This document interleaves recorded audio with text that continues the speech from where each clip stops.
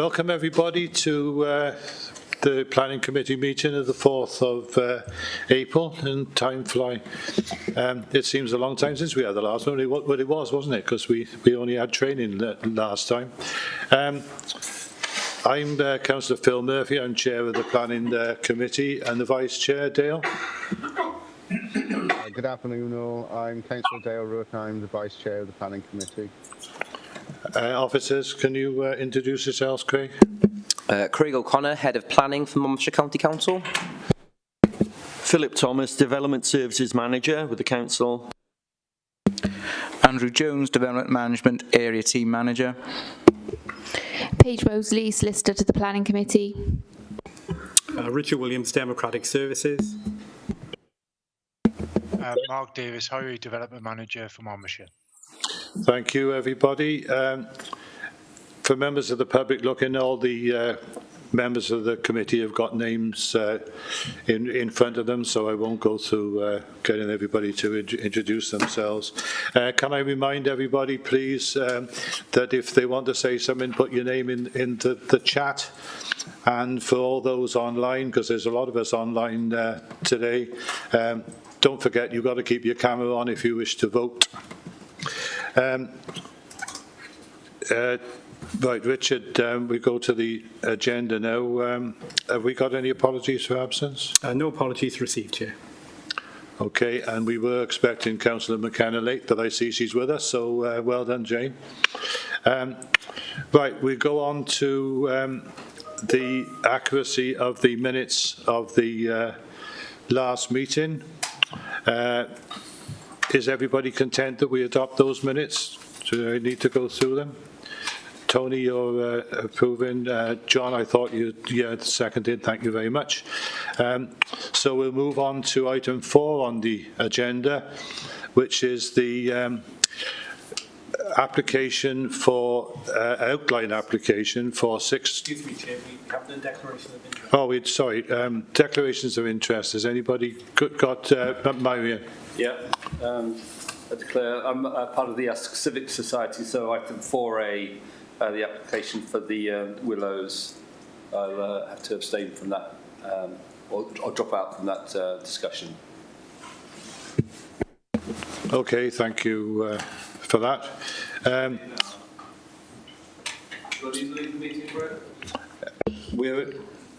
We're about to start it now, Councillor Howell, so I'll leave the meeting. yeah.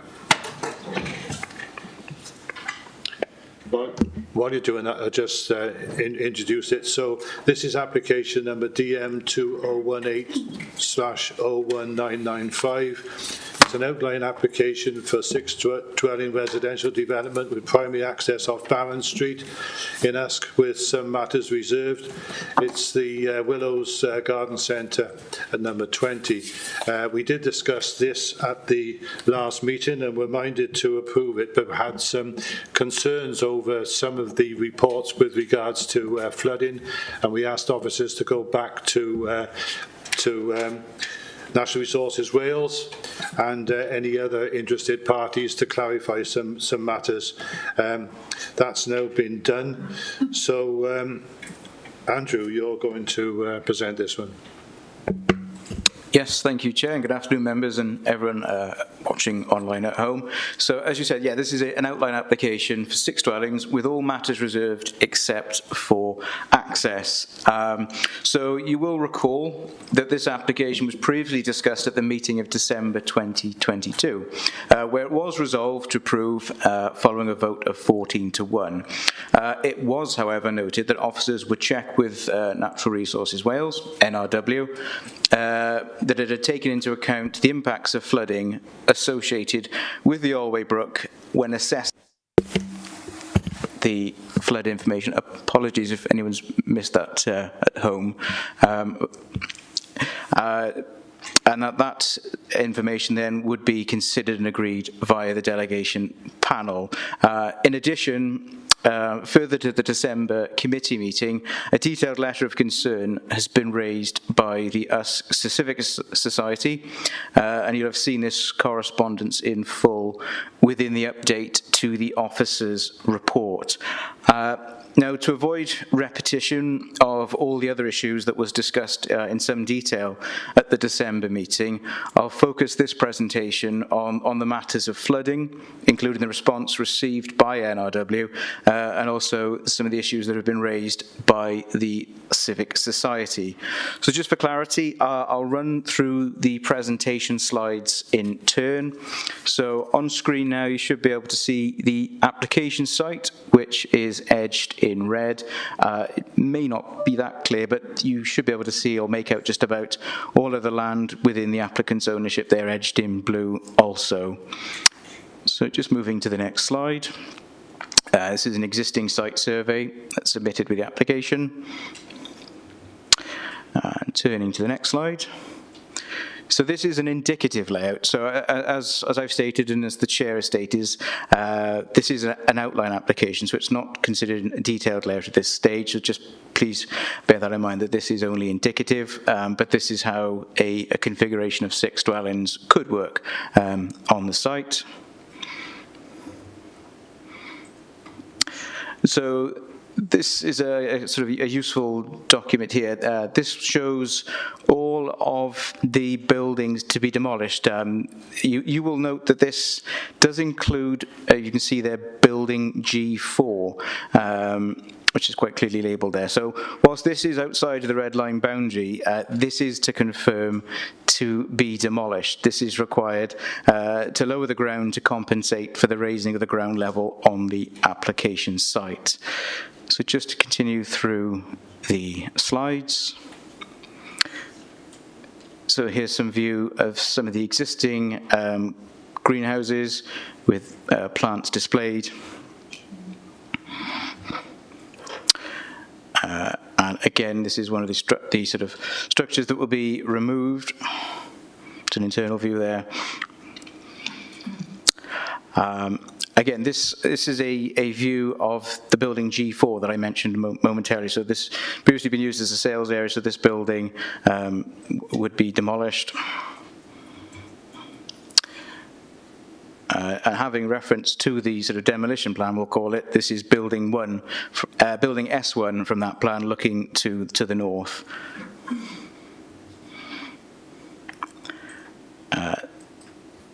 This is a parking area to the south of the site. So it's immediately due south if the sort of site is on a sort of north-south axis.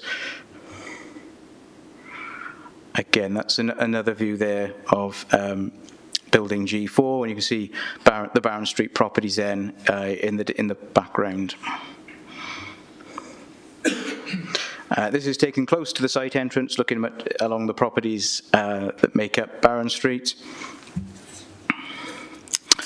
And the plan you'll see on screen, which I'll come back to and go through later. I say apology if the resolution isn't clear, but I'll refer back to that shortly. This shows the impact on flood risk and water levels elsewhere. So in terms of officers' evaluation and assessment, in terms of sort of the principal issues, and certainly those in relation to those raised by the Civic Society, one of those centres on the issue of whether or not the site meets the definition of previously developed land, which is defined in Planning Policy Wales PPW Edition 11. Civic Society are of the view that the site is a nursery use and not a garden centre, and therefore their position is that the land as an agricultural use, which would fail to qualify as previously developed land. I would note that no further evidence has been provided by the Civic Society to support this position. The applicant has provided information detailing the chronology of the site, which is covered in detail within paragraph 3.3 of the officer's report. Having regard to the information before us, officers remain of the view that the planning unit as a whole is not a nursery, and therefore the site can be considered as previously developed land.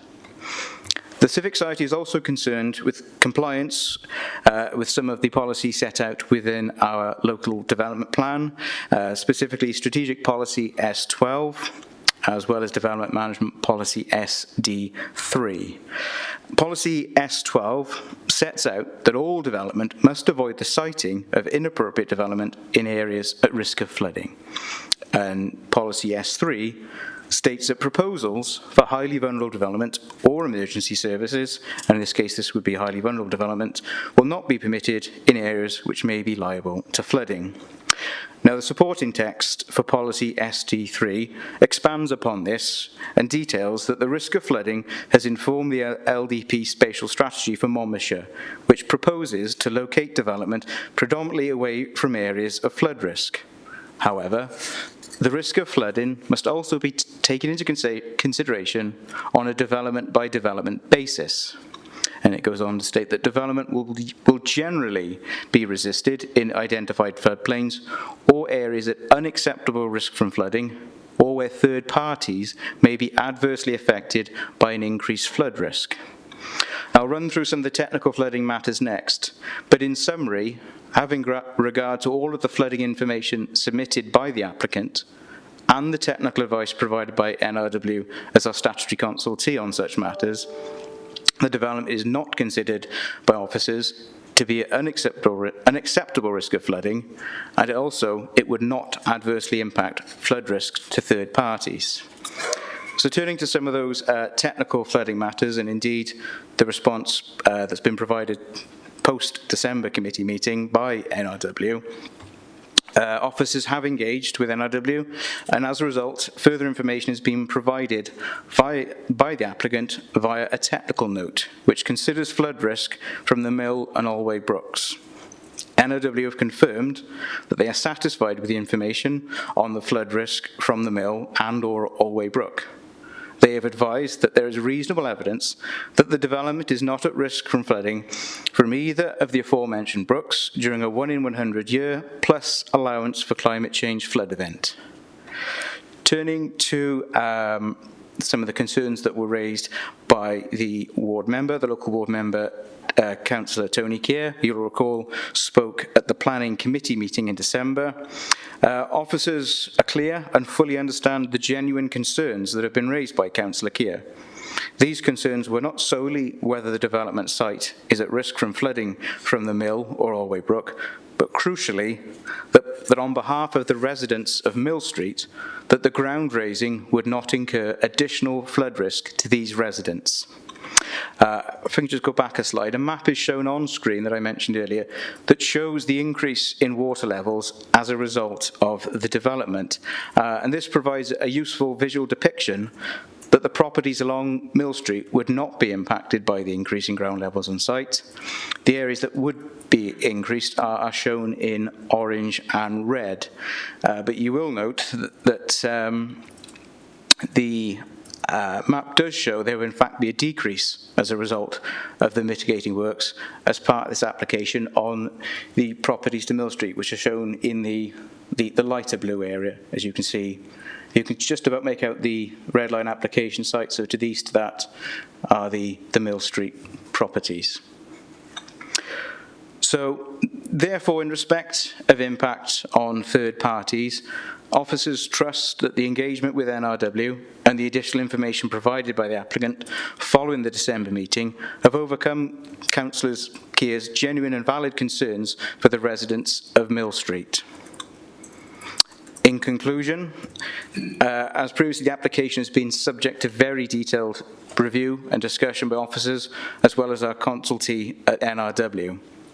The concerns raised by the Usk Civic Society have been addressed in the updated committee report, and there is also a detailed written response provided by the agent for this application.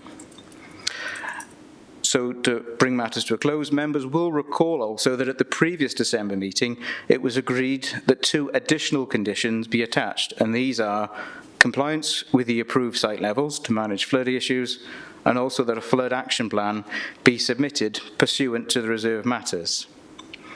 So subject to these additional conditions, as well as the initial 10 in the original officer's report, the officer view, an officer interpretation of both local and national planning policy, is that the development is considered acceptable.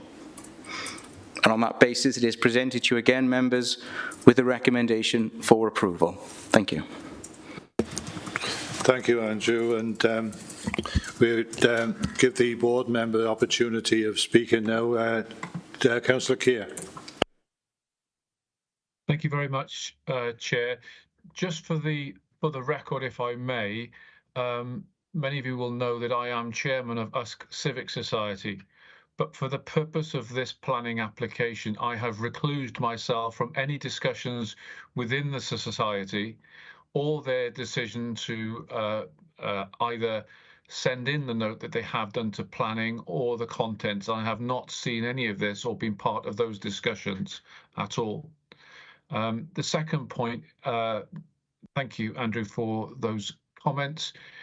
I confirm that those were my concerns, and after presentation of that information, I confirm once again my satisfaction and approval, or recommend approval for this planning permission, given those concerns expressed to me directly by the residents of Mill Street.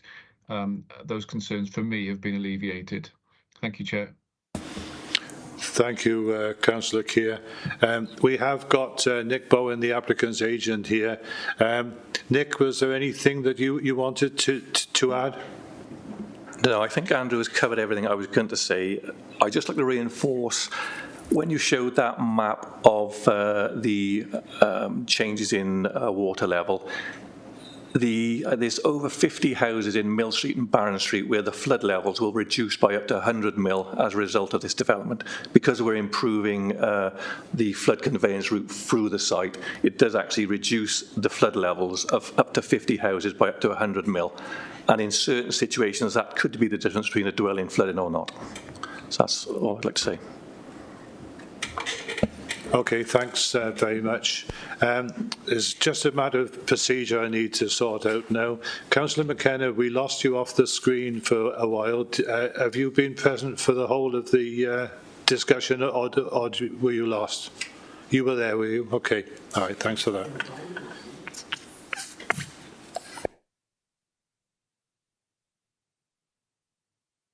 I've only got one hand up. Does anybody want to add? I know we gave this a very thorough discussion last time. Is everybody satisfied with the explanations that we've been given? So nobody else wants to address the committee? Okay, Richard, can we have the voting function up, please? We have somebody approved in a second. Yeah, I just go for that now. Councillor Butler and Councillor McConnell.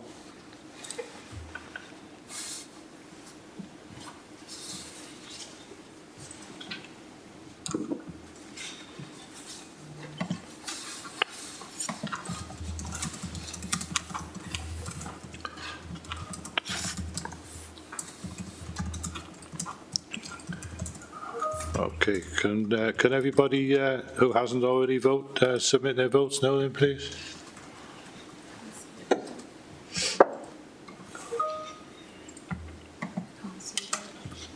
We've got 14 responses. I can't see what the vote was though. No.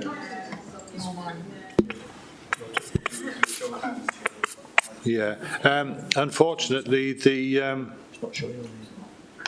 vote hasn't displayed on here, so we can't tell. So can everybody who wishes to approve the application, including those online, physically put your hands up, please? And so everybody online has voted for it, and everybody in here has voted for it. So all 14. So Tony isn't on the committee. So, yeah. Yeah. Yeah. Yeah, so that's approved, 15 responses for approved. Okay, thank you for that. In that case, then we'll move on to the second item on the agenda. Chair, sorry, shall I go and get... Oh, yes, yes, please, yeah. Okay, I'll do it. Don't worry. It's fine. We ought to let him in, really, didn't we? Thank you, Nick. Thank you.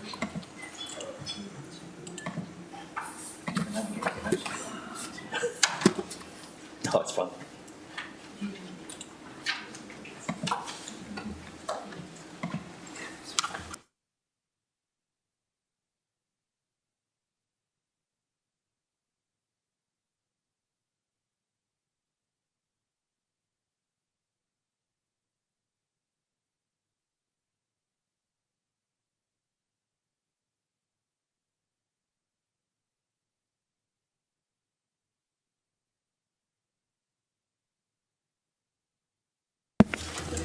Okay, we're going to move on to the next one then, which is application DM 2022-01042. This the construction of 70 homes, sustainable drainage infrastructure, open space, internal roads, paths and parking areas, landscaping and associated plant and infrastructure at the land at the top of Vinegar Hill in Dundee. This is in the LDP. The outline permission has been granted, so these are reserved matters. Can we all remind ourselves that these are reserved matters only that we're discussing today? The principle of development is already established. Phil. Thank you, Chair. So, yes, looking at the slide, so the Vinegar Hill strategic allocation in the local development plan consists of two parcels. Parcel A, which is edged blue and has already received detailed planning consent and is under construction, and parcel B to the east of Vinegar Hill, which we went to the site visit and looked at yesterday. That has, as the Chair has pointed out, the benefit of outline planning consent. So we're looking at the reserve matters in terms of layout, scale, appearance, etc. So as I said, it's split either side of the unclassified highway known as Vinegar Hill, parcel A to the west and parcel B to the east, and this proposal is for 70 homes. So parcel B is made up of two undeveloped fields, 2.7 hectares divided by a short hedgerow running north to south. The site is within the settlement boundary, which reflects its allocation in the LDP. And a public right-of-way enters the western boundary and turns south to allow access to Breezy Bank Wood, which is a designated site of importance for nature conservation, which is a local designation. The western field is bound on the north and south by other fields which are outside of the application site, but those fields do form part of the strategic allocation, even though they're not included in this application. The eastern field, so over to the right-hand side of that slide, adjoins with the strategic site allocation a Rockfield Farm, which is also obviously an LDP allocation. And the southern boundary runs along the edge of Breezy Bank Wood, and whilst gently undulating in profile, the land is raised relative to the properties in Vinegar Hill and the wider Undie and Mega settlements to the south. So I'll come on to that slide in a short while. So access has been approved at the outline stage. This application seeks reserve matters approval for the layout, scale, appearance and landscaping of the housing development. This application relates, as I've said, to the provision of 70 homes, as well as associated roads, drainage and other services and infrastructure, green space provision and landscaping. What that slide shows is how this allocation, or this application, which is this area here, fits in with the broader spread of development allocated within the local development plan. So you have parcel A of the Vinegar Hill development in the west, with access off Grange Road running through the development, and then joining up with this parcel B here across Vinegar Hill. And then the intention is to run, obviously, under this application, the edge of the site, which will then connect to the employment land allocation for the Rockfield Farm development here, which is yet to come forward and is owned, a parcel of land owned by the council, and then that will connect to the residential development, which has got detailed planning consent in this area, and that area has been constructed here. And eventually you can come out onto the B road, the B4245 rather, at this point right on the eastern edge of the village before you head then east to Roggett. That's the site layout, so it shows the spread of development mainly north of the Spine Road and some development south of it because of the, obviously the nature and topography of the site and the fact that the Breezy Bank Wood is to the south and we need to protect that as a buffer. And that's the southern parcel of land. That's the northern parcel. So members should note, and I think we went through this yesterday on site. There's a block of flats which is 2.5 stories high as an entrance feature into the development, and then along the Spine Road there's a variation of 2 and 2.5 story dwellings to create a sort of signposting and an identity to the development, so that the higher properties are along the Spine Road, and as one moves away from the Spine Road, the properties are virtually all 2-story. And that also shows where the affordable housing is going to be, with the pink dots on it. So they are spread over this part of the development and then further over here. So they are pepper potted in a sense that we would endorse under the LDP policies. And then that's the biodiversity enhancements and green infrastructure. So members can see there's quite a lot of green space being provided, particularly to the south of the Spine Road, where there's a buffer created with Breezy Bank sink.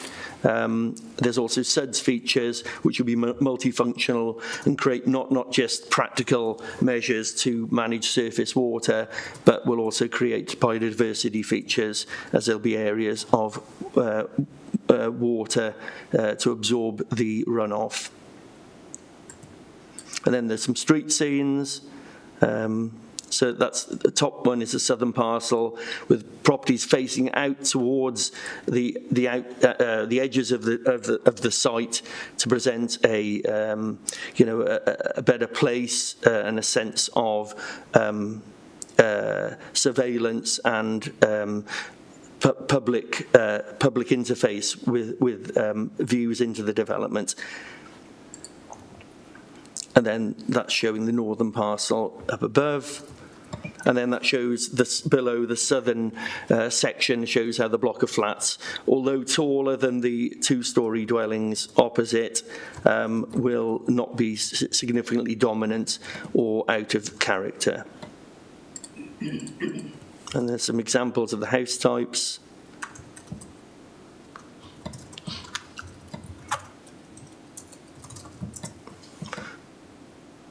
That's the flat elevation. Those are actually open market flats. The affordable will be made, units will be made up of 1, 2, 3 and 4 bedroom homes, but not, these are actually open market flats. And then that's views looking south towards the settlement edge. Then looking across from Vinegar Hill, across the site, and you've got the sink, the wooded area to the right-hand side of that picture. And then that's a view north from Vinegar Hill, so looking the other way. And then those are the main issues.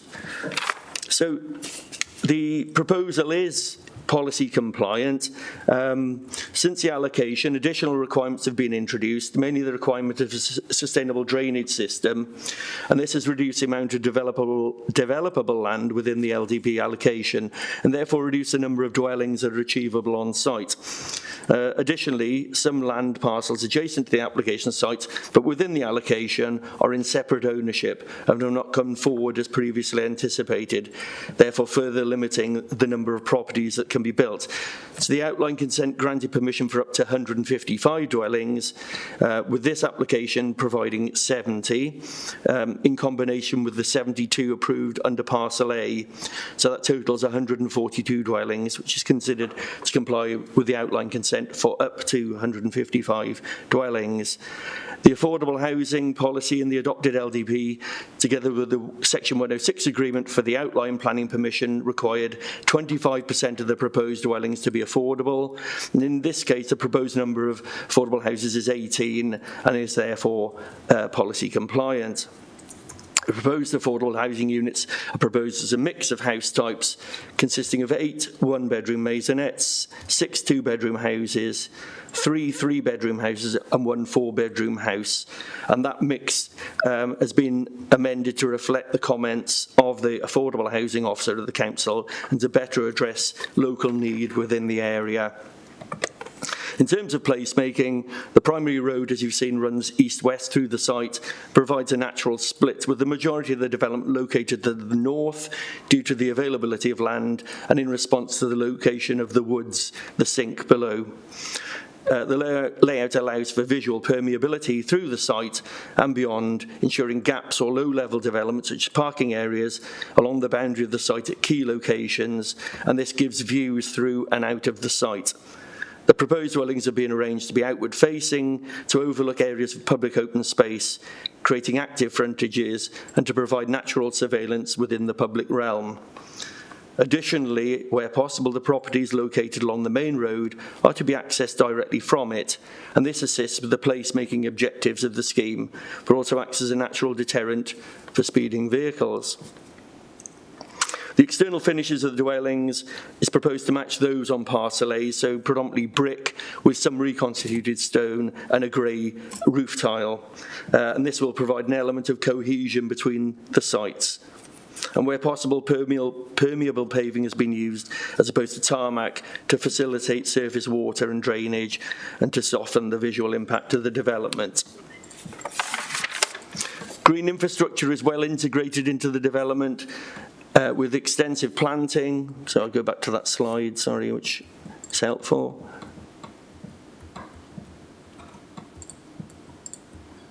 There we go. Yeah, with extensive planting and other green infrastructure features throughout the public realm, as well as enhancement of existing features such as hedgerows and the planted buffer zone between the development and the site of importance for nature conservation to the south. An element of green infrastructure should be visible from all areas of the public realm within the site. And much of the open space is dual purpose, as I've said, in terms of SUDs, but also ecological features, and they can also form a trim trail parallel to the main road through the site with play features proposed for the enjoyment of future residents. The pumping station is right in the north-east of the site. It's required on the development in terms of surface water, and it's proposed to be sited in the least visually prominent location. And it'll also be screened by a SUDS feature and additional planting. Sustainable drainage features are proposed to be integrated within streetscapes and green corridors throughout the development to store and slow the movement of surface water across site at peak flow, as well as providing an element of water cleansing. SUDS features will be designed to provide both amenity and biodiversity value to these areas. The SAB officer has no objections to the application and is satisfied that this development will not cause flooding to any third parties and can deal with the surface water that is generated by this proposal in its own right. Distances between existing and proposed houses would be sufficient so as not to unacceptably impact on privacy, light, or be significantly overbearing. It's, however, considered necessary to restrict permitted development rights to ensure that any future developments or alterations to dwellings do not result in any unacceptable impact upon the living conditions of neighbouring occupiers. The estate roads have been designed to accord with the Welsh Common Standards for adoptable estate roads, namely 5.5 metre wide carriageways with 2 metre wide footways on the main spine road and a single 2 metre footway on the estate road spurs leading off that spine road. The parking is also in accordance with the levels prescribed by the Council's adopted standards, so that requires 1 space per bedroom up to a maximum of 3 spaces per dwelling. And highways have no objection to the application. And due to the scale and nature of the development, a SAB or SUDS approval will be required. The details as provided have been considered by the Council's drainage engineer at pre-app stage and are deemed acceptable. An appropriately worded informative will be attached to any subsequent planning consent if agreed.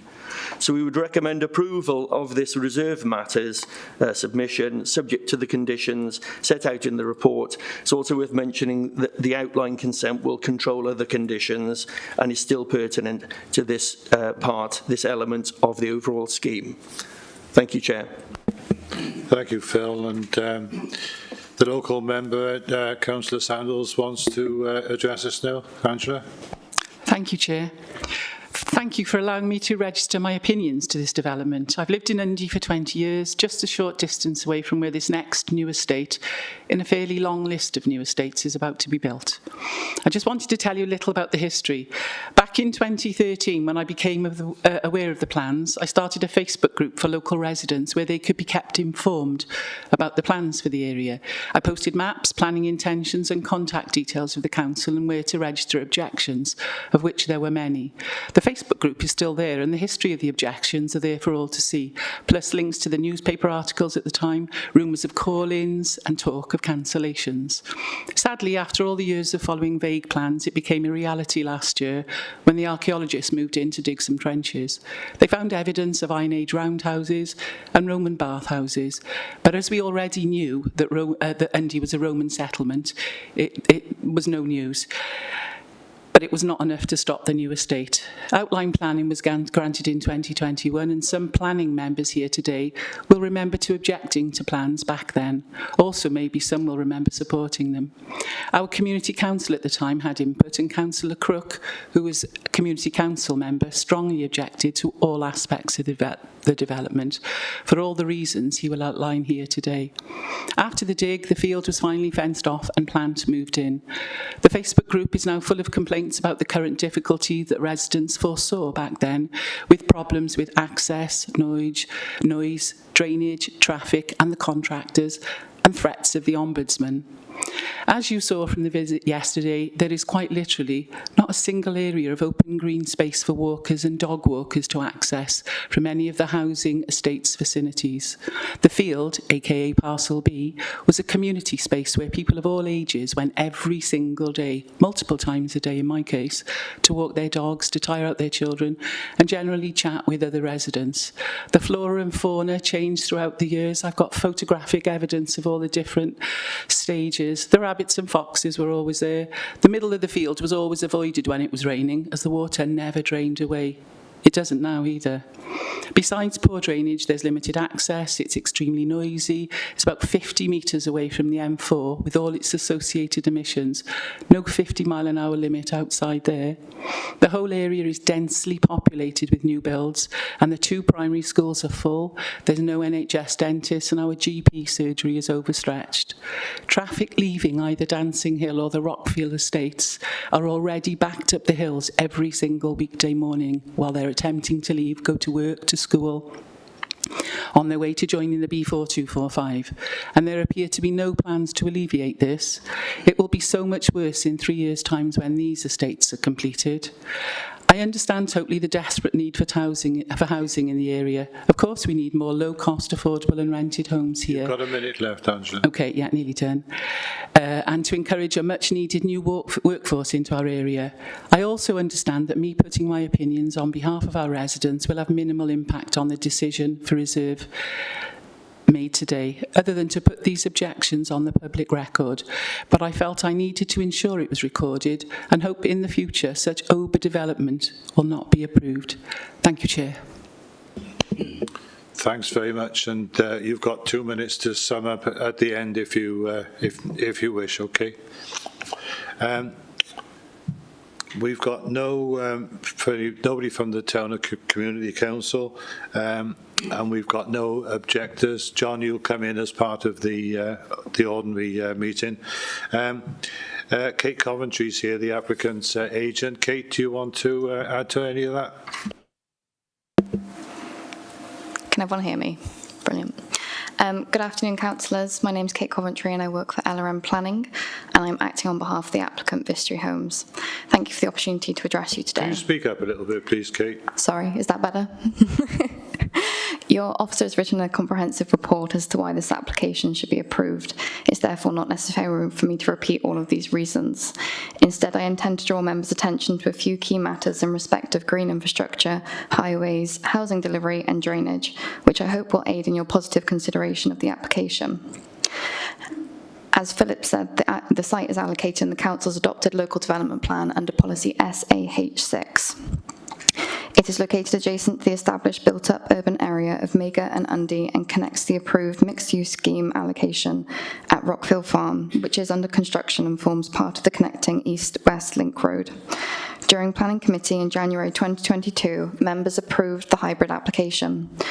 Grant funding has now been received by the Cardiff Capital Region in light of the viability matters on site. Following the grant funding and the approval of the hybrid application, construction has commenced on Site A, with the first occupation expected in July 2023, with sales open to prospective buyers. There are no objections raised from statutory consultees as set out in your officer's report. The scheme will deliver 70 homes within Parcel B of the wider allocated site. The scheme, through grant funding, is able to deliver policy-compliant 25% affordable housing to aid in the shortfall across the county. Through consultation with the council, the scheme has evolved into one designed around green infrastructure, including key corridors running east to west and north to south across the parcel of land. The corridor has not only been maintained on site but enhanced, which in turn delivers a net gain in biodiversity on site. There is also a net gain in hedgerows and trees across the site, with the scheme delivering a community orchard alongside public open space and a trim trail. As detailed within the report, car parking provision and highway safety has been given due consideration, and there is no objection raised from the highways officer. The applicant has worked with the highways officer throughout the course of the preparation, submission and determination of the application, and they have designed a scheme which will provide safe travel across the local highway network and prevent inappropriate levels of traffic on unsuitable roads. This scheme enables the east-west link road to connect from Rockfield Farm through the site and onto Grange Road as required through policy. The council's drainage officer has confirmed that the scheme has an appropriate drainage strategy, and although the requirements for the preparation of a SUD scheme came in after this site was allocated and did cause delays and viability issues on site, it should be recognised that these have all been overcome and the scheme is deliverable. To conclude, this is the last remaining strategic allocation in the Council's adopted local development plan. It accords with local and national policy and has received your officers' and consultees' support. The scheme will provide an important contribution to both market and affordable housing and is not subject to the phosphates constraint experienced elsewhere in the county. Vistry Homes are a 5-star house builder and have demonstrated through their proactive approach to this application and the commencement of construction on Parcel A that they are keen to deliver this parcel as soon as possible. I therefore respectfully request that members support your officer's recommendation for approval of this application. Thank you very much. Thank you for that. We'll go to members who put their hands up now. Councillor Bond. Thank you, Chair, and thank you everyone for your inputs. I guess you can hear me okay, I guess so. My first concern is really, and perhaps we can ask for some help from Mark Highways, about currently it's a road to nowhere, and obviously the next portion has not been started yet, so listening to what the local members are saying and obviously knowing the area myself a bit, the traffic issues are going to be insurmountable in the short term until it's linked back up then to Rockfield Park. So please could we have an explanation for the modelling in the meantime, in the interim, and then longer term to overcome those issues, especially as you go back down the hill, then you're coming into a very difficult junction before you go back down the hill. The other concerns I've got is environmental. I'm very disappointed that we haven't been able to, obviously, it's not legal, so we've had this discussion, disappointed to encourage the use of solar panels. I understand we've got the level of insulation that's required, but we've missed an opportunity again because it's not legal, I realise, about solar panels and also corner shops. We keep mentioning this, and this group, all this estate on the top is a long way from a shop. So you've got to walk down a significant hill to go to the shop to come back. How is that environmentally friendly? We could be using, Tesco or any sort of have satellite shops, because we could be changing people's behaviour and using corner shops again instead of having to walk down a hill or obviously get the car out. And I thought that our aspirational was 50% affordable, and we've only just scraped over 25. The other question is around 106 money. I think it was just mentioned that that's already been used or applied in some way, and concerns for the flooding. Want some more reassurance about where the surface water is pumped to, please. Thank you. Okay, thanks for that, Councillor Bond. I think there was enough questions there to warrant bringing officers in. Mark, do you want to pick up on that, and then I'll ask Craig to deal with a couple of points. I'll do my best, Chair. Thank you, members. Regarding the East-West link, Councillor, the only missing piece in the jigsaw now is land in our ownership. And probably my colleague Craig is best placed to sort of respond to when and if we'll be able to deliver that parcel of development. Regarding your concern regarding the impact on adjacent junctions on the B4245, I can only refer you back that during the candidate site review for the LDP, this site was thoroughly examined, and it was determined that no off-site mitigation was required on the B4245. So I hear what you're going to say regarding the link. The link is outside my control. It's in the gift of the council to provide that when that allocation comes forward for development, or it may come forward without development, but the link provided. But I cannot give you any assurances from a highway authority point of view that that will be provided in the near to short term. But it is within allocation. Sorry. The modelling is based on that east-west link, I agree. So yes, there will be, unless we get the migration of traffic east-west, what you've got to bear in mind with the link, you may get traffic travelling from the west to the east and the east to the west. Without the link, both sides are just dealing with the development on their periphery, so you won't get through traffic. So I expect it to balance out, to be fair. Does that make sense, what I'm saying? It makes sense what you're saying, but particularly my interest was the joining of Dancing Hill, isn't it? It's as you come off there and they're joining that, the current estate there. It's a very difficult junction as it is. Again, and the volume of traffic is unbelievable. Again, that's debatable, and I would put it in the context of Monmouthshire that it's high.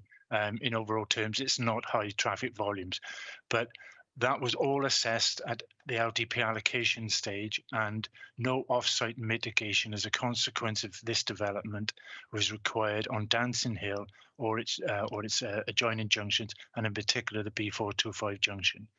So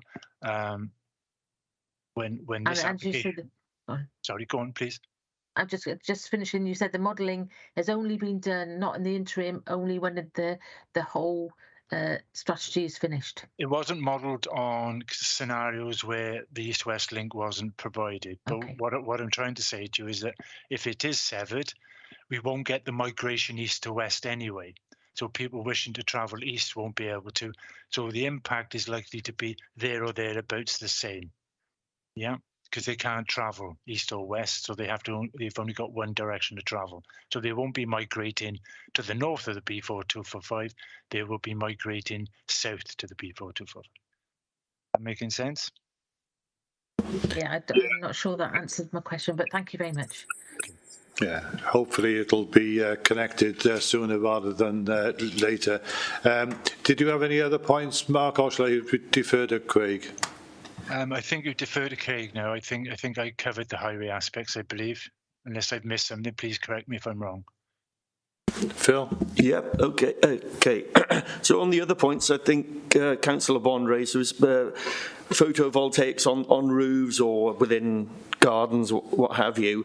Unfortunately, we've got no LDP policy to hang that on. There's no policy requirement, either nationally or locally, to insist that we get PVs on roofs. Now, so it's a matter for the developer, really. It's at their discretion whether they provide it. Some will really focus on the high insulation qualities of the homes they provide under the building regulations, which are now as stringent as they've ever been in terms of energy efficiency for energy performance for dwellings.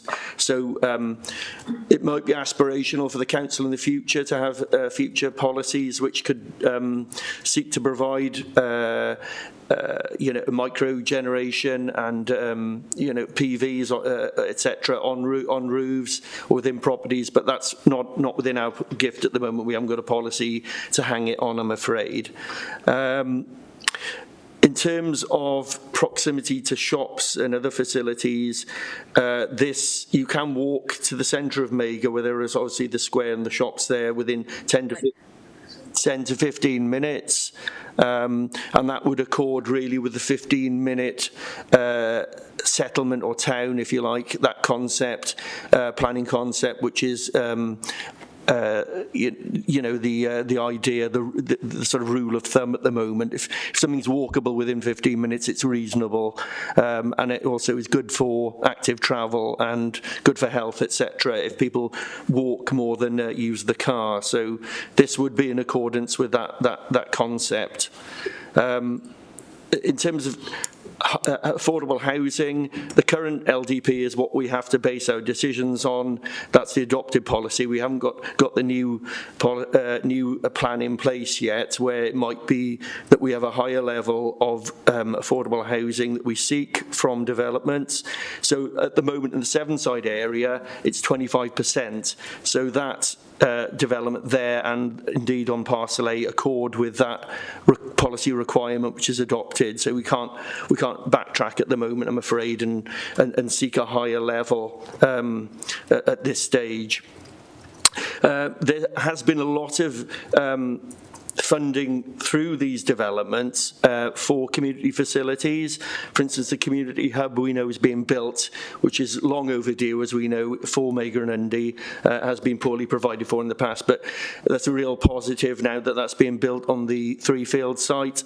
And this site alone, just Parcel B, will lever in almost 500,000 of off-site recreation monies to spend partly on the hub and other facilities within the wider area. But that money is then allocated by our leisure colleagues, who are the best people informed to know where to spend that money in consultation with community groups. And as regards surface water, that will obviously be subject to SAB approval. It's the highest standard of surface water drainage that has ever been for developments. This will have to be compliant with that. The SAB officer, as I've said, at pre-application stage, said that the scheme can drain satisfactorily. It won't. It will look after itself. It won't damage any third-party interest. Won't flood Vinegar Hill. And in fact, there could be a betterment from this site because the site doesn't drain particularly well at the moment. So by the time they put the SUDS features in and indeed pump any excess water off the site, it will actually perform better than Greenfield. And those are the comments of the SAB officer who I spoke to this morning. Thank you. Okay, thank you. Thank you, Phil. And there's a couple of items for the LDP there, which I'm sure Craig has noted. I noticed Councillor Rook came in on there about the shops, because the big problem with the shops is for viability, which is often the stumbling block. But anyway, there we go. Craig, did you want to come in on that, or has that been covered? I'm happy to comment on it. In terms of in Wales, we do have a town centre first approach. I mean, I think we know the challenges we've got with our town centres across Monmouthshire in terms of trying to retain their viability. So it's certainly something we need to think about. As Phil quite rightly said, we are working on a 15 to 20 minute neighbourhood approach where people can walk. I appreciate the topography that you've mentioned, Councillor Bond, but that, you know, in terms of keeping people fit and healthy and encouraging pedestrian links, that's certainly what we should be doing. it could be something that we could look at in the future in terms of corner shops, in terms of the replacement next level of strategic site is something that we could look at. I think that we should be looking at our town centres first, though, ensuring that they are the most viable and most vitality is protected. So I think it's up for discussion, really, Chair, in terms of how we move that aspect forward. The other aspect I wanted to pick up on, as I've got everyone talking, is about the east to west link. This link, as Mark Davis has said from Highways, this is now within the council's gift, really, to deliver. So it is council-owned land. It is in with our gift to deliver that road, be it with development or without development. There is a cost there, but there are positive conversations going on with a number of developers, which I've been involved in, to bring that site forward. So it will be that site will be for this committee within the next 12 months. So I'd imagine there'll be another application to come through. So there is that sort of strategic link to deliver that east to west link. It has been designed as well to accommodate a bus service, if that can be accommodated. Obviously, there's further decisions need to be made around that, but it has been thought through from the outset that is a possibility to deliver that public transport through the whole site. So that might just give members a bit of context and a bit of sort of confidence that link is being significantly considered in terms of forward planning. Okay. Thank you, Craig. And Ben, you were on my list, but you've been ticked. But do you want to come back in? Thank you, Chair. Thanks for the presentation. I think just to kind of link to what you were just saying, Craig, about that link, I think that link road is going to be really important to the success of this development, because it'll be an island without it. So I think that's something that needs to be delivered if this development is delivered. Is it possible just to pull up one other slide in the presentation? You had a detail of the northern half of the development, and I just had a question regarding it, which will be much easier for me to explain if we can see it. That one, yeah, that's brilliant. So I had a question regarding the access in and out of the side roads. So the highway code changed not so long ago, whereby if you're going along, say you're going along that spine road, you've got right of way to cross the road in front of anybody trying to turn into the side roads, or indeed anybody coming out of the side roads. And here we've got the crossings are recessed, I don't know what they are, 5-10 metres into the junction, rather than being on the junction themselves, which, being someone, somebody less able, somebody pushing a pushchair, having to turn into that corner to then cross the road, losing the visibility associated with the road, and also potentially ceding your right of way to cross that road. I wonder if that's something that's been considered, and we could encourage residents to walk and cycle by making these places more friendly to pedestrians by doing actions like this. And I guess similarly, the radii of the curbs on those corners, if you've got big radii, it encourages drivers to take them faster, whereas if you've got a very tight radius, drivers are forced to slow down a lot before they go around those bends, improving pedestrian safety. So I had that question. And my one final question was that I noticed in the report it said that the ecological situation after this development was put in place would be better than it currently is, which I read it and I kind of struggled to believe it a bit. A virgin field, okay, it might just be grass at the moment, but there'd be a huge number of invertebrates living in the soil and all that. And I guess I just struggled with the concept that a housing estate, no matter when, it may have plant a few trees and all that, but how that could be ecologically better than open farmland. Thank you. I appreciate that point, but don't forget, it's in the LDP. It has outlined consent, so I think we've gone past that particular argument. But a valid point. Shall we just try and answer that one? Yeah, and then I'll bring Mark in. I'm sorry, Councillor Callow. I'm no ecological expert, but what I understand by it is it's a field. It's been used for grazing. It's probably been there's probably loads of fertiliser being put on it. It's not that actually ecologically rich. There's an opportunity to plant all sorts of more diverse species and plants along there, which might attract pollinators and all sorts of potential ecological features and species of interest, shall we say, into it. So I appreciate that a lot of it's being built on, and as Councillor Murphy, the chair, has said, that's going to have its own impacts, but there's more hedgerow being planted within this, there are more diverse species being planted, there are SUDS features being planted within it.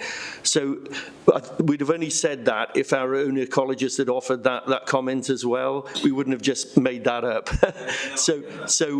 It's an interesting thought, and maybe some training that could be considered for all members, not just planning committee, to talk about things like this and the net gain idea and how we achieve that across sites. Yeah, talking of training too, we did discuss on site yesterday. Perhaps we'll have a session with the SUDS team, because I think that'd be very useful to us as a committee, wouldn't it? So, we'll fix that up as soon as we can. Mark, do you want to come in on those crossings and highways matters? Yes, Chair. I'm not sure what the member was referring to. And again, I'm not in the room to actually try and point out on the screen what you were referring to. What I would emphasise is that the footways are set back from the carriageway edge because of the SAB provision, which are rain gardens. So the footways are actually inset into the junction, but they are direct crossing points. If you're referring on the drawing to the very dark shading, that is not a crossing point. The crossing points are below that, directly from one footway to the other. So they are recessed, and that's purely to accommodate the SAB provision, and they're the rain garden. So the footway is offset from, the northern footway is offset from the carriageway edge by the width of the rain garden. So it is a direct crossing for pedestrians. They're not pushed into the junction excessively, and the dark shading is a rumble strip to demarcate the entry into a different space, because they are cul-de-sacs with just one footway provision and implies almost a shared space environment. Regarding the junction radii, I don't know the specific junction radii for these junctions, but I can assure you they are the tightest that we can possibly get away with. And we should be mindful that we have to service these cul-de-sacs as well with service vehicles and refuse vehicles. So they have to be suitably wide enough to accommodate those vehicles without them overrunning the footways and verge areas. So they're the absolute minimum, and all applications have submitted, and this is no different to this application, track drawings which show that these are the tightest, and these service vehicles have to slow down considerably to undertake those manoeuvres. So they are the tightest we can possibly achieve. I think that's about it from that point of view. If there's any other questions, happy to pick them up. Okay, thanks, Mark. We'll move on to Councillor Butler. Thank you, Chair. I think some of the things I'm going to say will really pick up what Councillor Callard said and what Philip Thomas has said as well. I really wanted to say that I think this really does the green infrastructure objective 1, it really does fit the bill. I note that there are ecological stepping stones and corridors present throughout the site. I also noted that the intention is to reinforce the existing hedgerow features throughout the site again. And I did find yesterday when I visited that I thought the quality of the hedgerows in the area at present is pretty poor. So anything that can be done to improve those will be, is going to be a real bonus, I think. And coming back to, I'm not an ecological expert, but, when fields have been farmed for many years, they become monocultures, basically. So, that building housing on them is no worse than the present use of them. So I think overall that this will be, an improvement really in terms of the green infrastructure. There was one thing that I wasn't sure of though, because there were the list of the planting was included. I did note that there are going to be hazel, rowan, beech, aspen, and willow. These are all British plants, if you like. But I also noticed there was an intention to put some spruce and cypress in, and I just wondered whether there was going to be a bit more information about that, because the spruce and cypress, there are about 35 different species. Included amongst them is the dreaded Leylandia, and if anyone else has had to deal with a hedge like I have twice, you don't want them.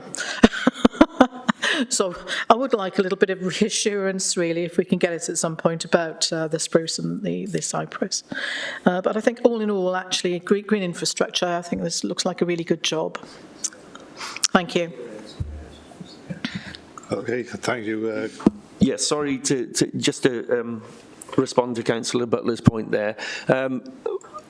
When they submit the details for landscaping, they'll be signed off by our own qualified landscape officer, and the last thing they'll want to see is Leylandii on that site. They're very pro first and foremost, native species, but if they are going to plant ornamentals, they'll be of a particular type which would be appropriate in terms of scale and future maintenance, shall we say, especially if they're in the public realm, which a lot of this would be, it'd be maintained by the council. If they're in private spaces, then we wouldn't want to have a legacy for any household that they can't cope with an over large species in their garden. Having had to deal with that myself in the past. I take it you've made a note of that, Kate. Yeah. I'm getting a nod from the back of the chamber, so there we are. Okay, Councillor Bryn. Thank you, and thanks for the presentation. I have a few questions, if that's okay. I wondered if you could tell me, has the density of these residential occupation been measured for these planning proposals? And are you able to tell me the bed spaces per hectare, along with hectareage dedicated to private green space, private and public parking, roadways, communal green space, and spaces left for nature and areas dedicated to active travel? I'd like to be able to compare the proportions of these new developments allocated to different land uses, as this may help guarantee that we are optimising the housing potential and safeguarding that there's enough public space in each development to ensure that we're shaping our new communities in ways that support meaningful connections amongst residents by providing them with space where social connections can thrive and help prevent isolation. I'm also, like some of the other members here, a bit concerned about active travel and the public transport, as this seems to be a fair way from any public transport stops. It looks like to me that the nearest bus stop is a good 20 minutes, 30 minutes away from here, up a steep hill. And there are no quick cut-throughs to shorten these journeys, so they're forced to walk along the roadways. I wondered if there was a way that that we could put in the raised bus stops, if we are planning to put the road through eventually, can we not put the bus stops in ready, or even put the roadway in and encourage the bus stops? Because once habits have established with the people that live here, affordable housing is anything but if it forces people into car ownership. And so if everything is done retrospectively, it's almost a little too late. And I wonder if you could tell me if the recommendations made by the active travel consultation are to be taken on board. Also, in the planning statement prepared by RLM Planning Limited on behalf of Vistry Homes, it mentioned the Wellbeing of Future Generations Act and how the plans would adhere to its 7 goals. But nowhere could I see an indicator of where they would be accommodating to Wales with a vibrant Welsh and thriving Welsh language. I wondered if we'd be seeing any streets with Welsh names on the site in order to encourage incidental use of our native tongue. Thank you. Thank you, Councillor Byrne. And can I just ask members to bear with us a minute? I know there were other names on my list and they've disappeared. So can you have a look at the list of names, and if your name's disappeared, can you put it back on, please? Because I'm pretty certain that Councillor Howells was on the list. Not on mine. Oh, right. I got Marianne on there. So say if your name has disappeared, can you put it back on? That's all I'm saying. Is anybody in a position to answer Councillor Bryn? Yeah, thank you, Chair. I'm happy to take Councillor Bryn's questions. There was a lot of information that asked for there, Councillor Bryn. But obviously, we can't necessarily get all those calculations here for today. In terms of the density of the scheme, it's about 26 dwellings per hectare. So it's really low, actually, in terms of what we normally allow. So our policy is for 30 dwellings per hectare, which obviously just emphasises, again, the amount of green infrastructure, orchards, and planting we've got on this scheme, really, in terms of the fact that it is a low-density scheme. So it is really, really positive that we've been able to achieve that in terms of linkages. I mean, some of that information that you've asked for, it might be worth us doing a separate bit of work on in terms of, I think it's probably a wider piece of work in terms of how much space is given over to active travel, how much space is given over to hard services and to green spaces. So it might be something that we can do as, you know, part of the review for the strategic sites and the replacement plan in terms of what we can do with that. So, I mean, we're happy to get that data for this site, you know, outside of this meeting, but it's in the next 5-10 minutes. I can't really do those calculations for you. But in terms of dwellings, it's about 26 dwellings per hectare, which I said is below the normal standard of 30 dwellings per hectare, which is required by policy. So maybe that's a piece of work we can do elsewhere. In terms of active travel, this isn't an active travel route, but as we've said a number of times, the east to west link has got that full pedestrian link all the way through. It has been designed with the bus transportation in mind in the future. So we are trying to future-proof the scheme as much as possible.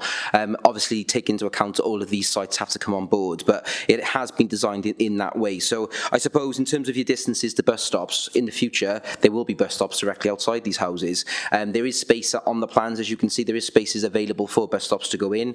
And on the Rockfield Farm site, we did have those early conversations about where they would go. So all of that is certainly being looked at, and it is being looked at with our colleagues, Christian Smith from elsewhere in the council in terms of those public transport links. It is all being reviewed in that respect. It is a bit chicken and egg, really, in terms of until the people are there, until the houses are there, that's when those services will come. But what I can assure you, members, is that it is being future-proofed, and all of that is being designed into the schemes as they are now. So the road layout and the width for the road and the angles will all be able to take that public transport link. So certainly going forward, that is certainly an aspiration. In terms of the 7 goals, yeah, that's certainly something that we can look at when the streets are named. There's no reason why they can't have thriving Welsh names and links to cultural and historical nature of the area. That's no problem. That's certainly suggestions that the developer can be made aware of, and we can do that in terms of our street naming process. But hopefully that's addressed some of your concerns. Obviously, sorry that we can't sort of do the quick maths in terms of some of those details you want, but certainly on the back of this meeting, maybe it's a piece of work that we could do in the planning policy team in terms of looking at reviewing some old planning consents and giving you that data. But in terms of the wider sort of density of the scheme, we certainly think that it meets our requirements, and it's a low density scheme in that respect. Yeah, thank you. Yeah, I wasn't expecting you to be able to do that, Matt. It was something I've tried to do myself, and there's no easy way for me to do it. And it was something, an exercise I thought would be interesting and useful to do, really, to ensure that if we're going to build on greenbelt land, that we're making valuable use of the space that we're taking up. Though I must say, as with the public transport thing, I know we say it's a chicken and egg, but we wouldn't be building these housing estates without roads linking to them, because we would. So it seems a shame that we can't link them viably with public transport and viable active travel routes before people move in and habits are created. And that is all. Thank you. Thank you, Chair. I just want to come in terms of the Section 106 for this development. We did get £2,000 per dwelling to deliver sustainable transport. So this development has got that infrastructure in place behind it. So we really are trying to future-proof it and think about it going forward. And there is some of that sort of. Unfortunately, there is that situation with chicken and egg. But I can assure you that we have got that financial contribution to deliver the sustainable transport, and it has been designed in from the outset. Really, I think that should give them a bit of confidence in terms of that there is that delivery moving forward. And Councillor Bryn, more than happy to pick up a separate conversation with you about how we look at proportions of land and density in terms of active travel. That might be a separate piece of work. So I'm more than happy to pick up the phone and have a conversation with you that separately if you like. Okay, thanks, Craig. Councillor Eason, you were on my list, you're not now, but yeah. Thank you, Chair. Just a couple of questions regarding the affordable housing. It's sad that we can only get 25% out of the previous LDP. Hopefully we get more in the next one. But of these two sites, there's barely 35 houses which are affordable. On this site, particularly 18. It won't be the 4-bedroom house. What will be the spread of affordable housing? 1, 2, or 3 bedroom? And will they be dissipated across the site, or are they going to be congregated into one particular area? They are pepper potted across the site. If you get the plan up, you've got those pink dots of new. The affordable housing units are a mix of housing types: 8 1-bedroom maisonettes, 6 2-bedroom houses, 3 3-bedroom houses, and 1 4-bedroom house. And if I share my screen, I can show you where they are again. Is that it? Sorry. That's it. Yeah, so do you see where the pink dots are? Up in the top? No? I'll point to them. I'm not sure if this is any help to people at home, but so there's affordable units there, here, here, and here. So they're across the top generally, but we would regard that as being pepper potted because obviously you've got market housing in between them, so that they are spread out. But they're against the motorway. Where's the field in between? Yeah, there's a distance to the motorway, certainly. Yeah. Intervening fields. Yeah. Okay, thanks for that, Councillor Hells. Thanks, Chair. Just really just touching on Councillor Bryn's comments about active travel. Really, it was good to see the consideration has been put in for future bus routes along there. But there would have been some good if a cycle path could have been put along there to build on our infrastructure. It seems to be an ideal distance. If it's a 15-20 minute walk to the nearest shops, to have a cycle path put in on that road as well. I don't know if any consideration has been put for that. It's very difficult with corner shops, and unless there's a lot of houses around them and they get the support, they just don't survive. There was a corner shop in Cowent that just fizzled out, ended up being a house because there just wasn't enough support to keep it going. Very regrettable, but that's the way it is. Sorry, Chair, that was more cycle paths I was talking about, sort of to get down onto that main road.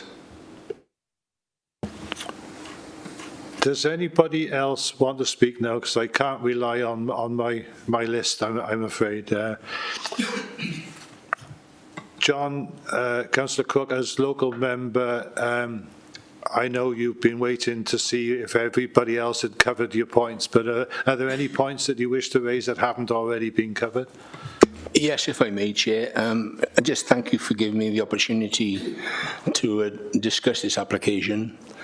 Whilst I understand and appreciate that every effort has been made on providing a well-designed project, such as the one in front of us, we have yet again been let down by poor infrastructure. The original outline approval was given some 15 years ago, when this area and the village was very much different to what it is today.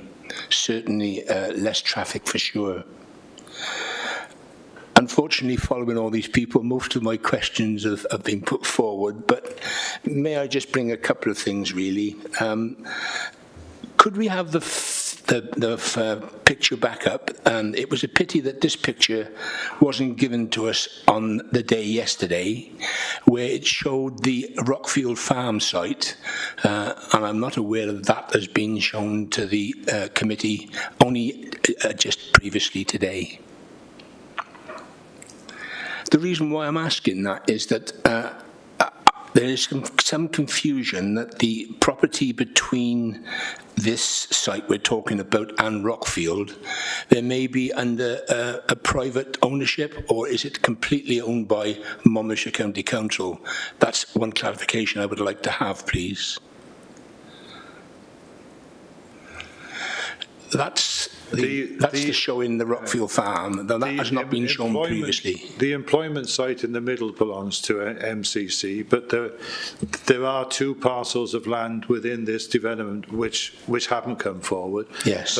But that employment site in the middle does belong to MCC. Yeah, but there is some reservations of that, as I understand from discussions over the last 12 months, that development site of commercial will not go ahead or may not go ahead. But what bothers me is the fact that there is issues that will be intended, giving us a problem that we do not own all the land between Rockfield Farm and this development. And going on from that, I'm just concerned that we are dependent upon another development for this road to continue. And I'm not just sure that the contractor who has been given that development of Rockfield Farm is aware of any implications of having that further road linking up. I'd like clarification on that, please. If I can just interject there,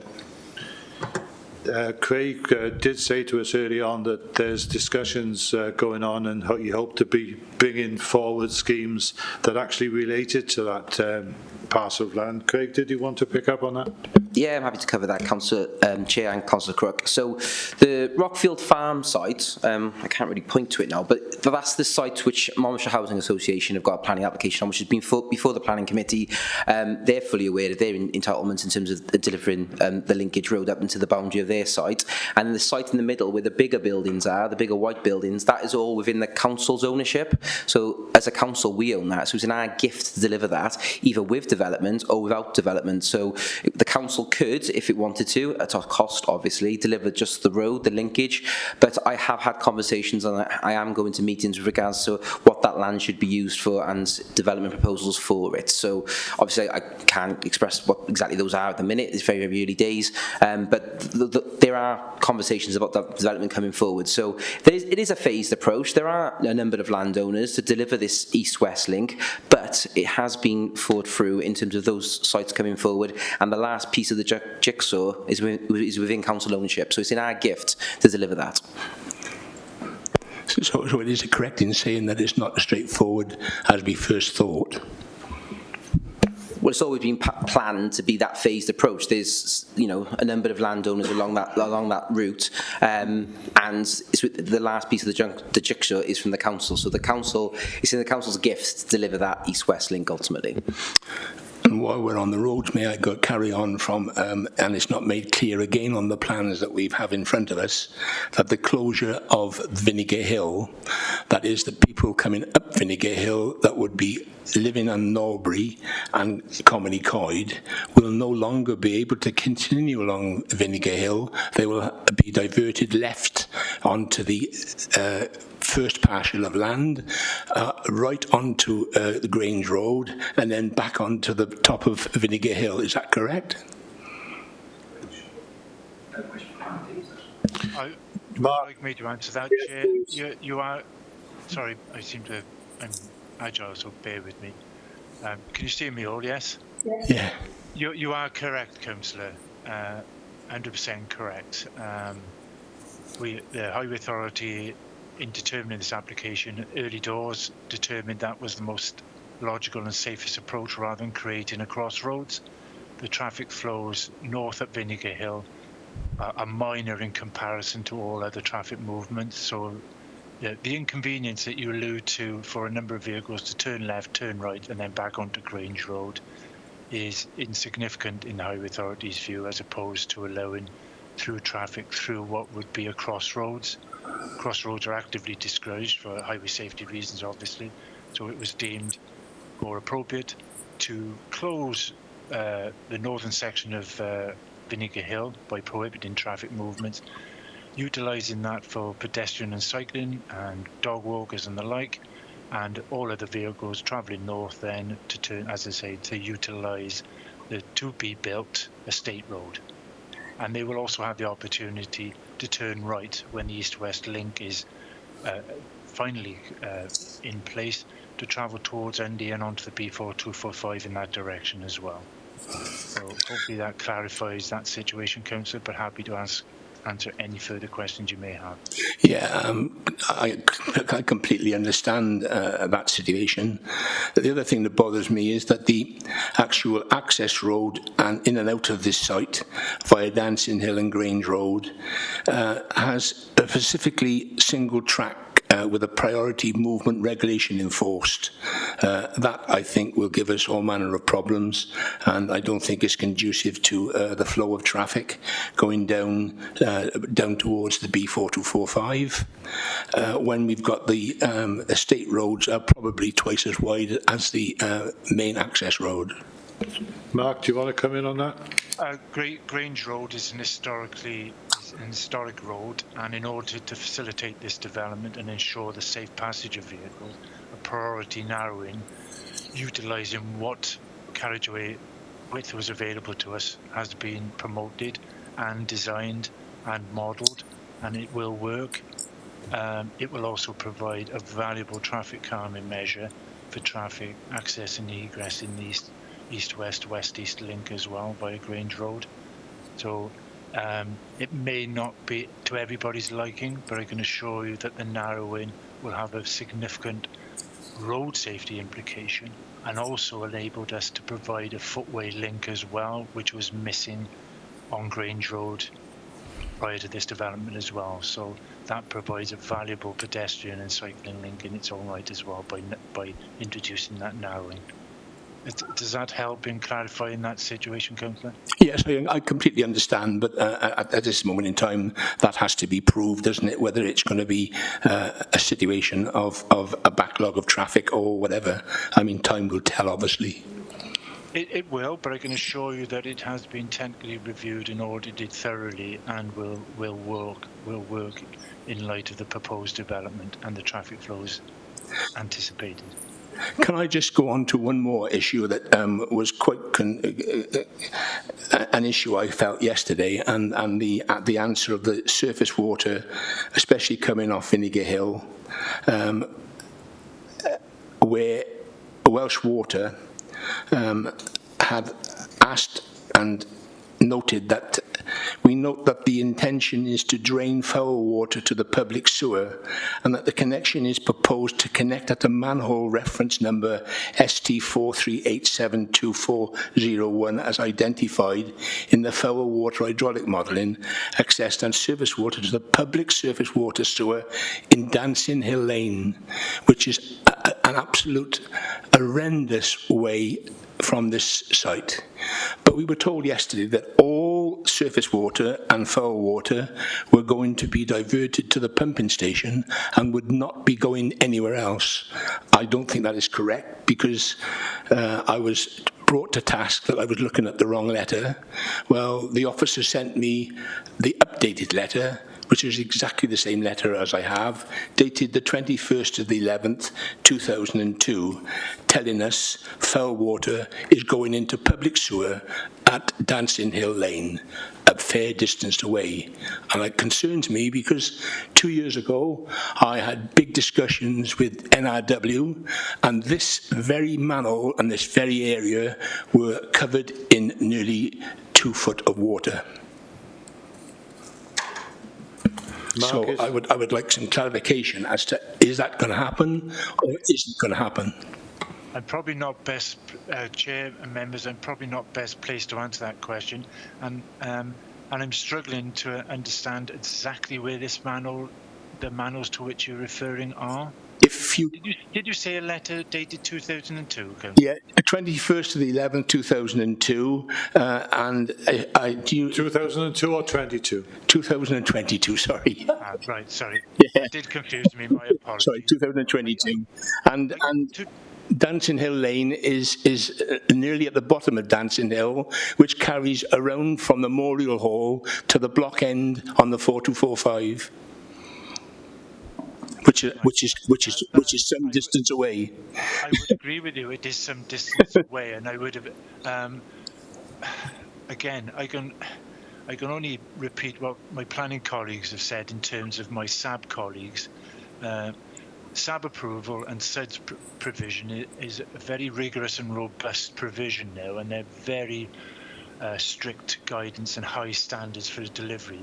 And I can only repeat what my SAB colleagues have said in terms of surface water, is that I would expect that the local immediate area would probably gain from the introduction of SAB provision on this site in terms of surface water flows emanating from the fields and onto Vinegar Hill and the like.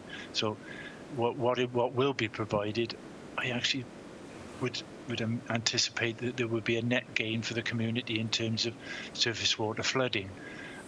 Regarding foul, I don't think any of us here are in a position to comment on what Welsh Water has said here, to be perfectly honest, but I'm fairly certain that Welsh Water would offer up any objection if they think that their services would be affected by this development. And I believe the pumping station is provided to pump foul flows to the nearest available public sewer that is capable of accommodating the flows from this development. So I'm a little confused as to what Welsh Water is saying there, and I think commenting out of context possibly I am, but that's my best answer I can give at this moment in time. Because of the confusion yesterday, that's why I wanted clarification. We were clearly told that all water, surface water, foul water, were being directed to the pumping station and over to the sewerage area by Greystones and the main sewer. But according to this, foul water is going to be directed down a different route. I just would like clarification. That's correct. Sorry, Chair and members. What I would clarify for the Council's benefit is that there was a rising main installed in Grange Road from its junction with Dancing Hill. And that travels all the way up. This is a foul rising main, so it will come from the pumping station eventually. This has already been installed, and that terminates at the junction of Grange Road with Dancing Hill. So I'm a little confused why Welsh Water is saying it's connecting closer to the B4245. Yeah. My understanding is that rising main terminates at the Grange Road Dancing Hill junction and will discharge into the public foul sewer there. So that's all I can add at this moment in time, Councillor. I'm sorry. Thank you, Mark. Chair, could I just ask for clarification? Somebody come back to me on that one, please. Yeah, I'm sure we can. And there's just two other things, really. You've got... Have you got much more now? No, just two more things, that's all. And that's just the biodiversification. There are certain conditions which I can only assume that we are going to address, whereas there's about 7 issues as far as biodiversity is concerned. And there are about 3 issues or 4 issues on the landscape and GI, which need to be ongoing as matters of concern. And I would like those clarification out of this meeting, if you so wish, at a later stage, please. Okay. What I would say is I am a little bit disappointed that plan was not produced to us yesterday, showing clearly from this development to the Rockfield site. And I think bringing it in at this meeting at a late stage, as you've done, is not conducive to this committee. Okay, point. Sorry. Well, just to clarify that, we weren't aware that it was obviously an issue for you, Councillor Crook. So that's why we put it in here, so that we could help clarify what your concerns were.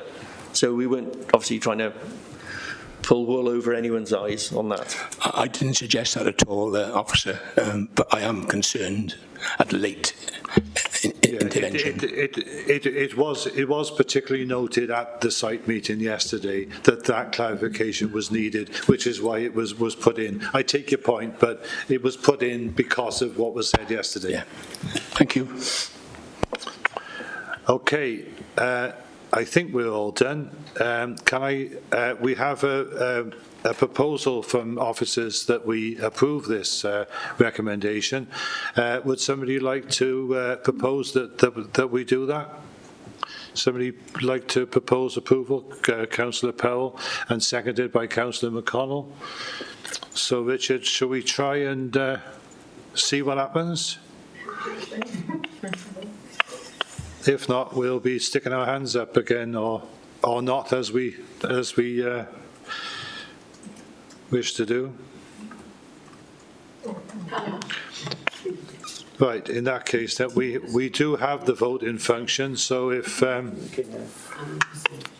everybody would like to vote now, and we'll see what happens.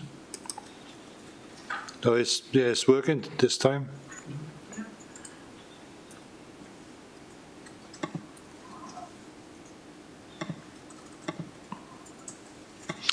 Councillor Easton's gone, so we'll be one short.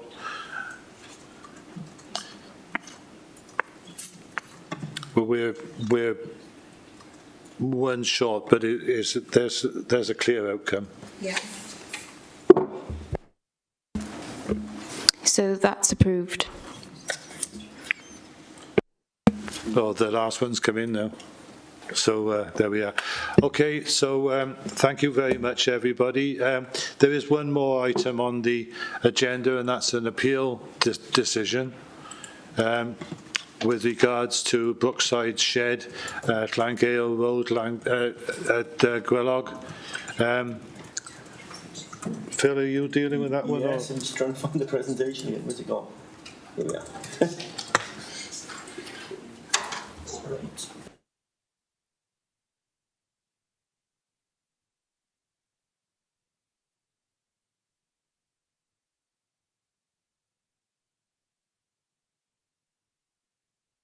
Yeah, so this appeal, very briefly, as I know it's the end of the meeting, this was for an application to demolish two farm buildings, or two what looked like two farm buildings, and to replace them with a dwelling. So this was going to be the floor plan of the dwelling.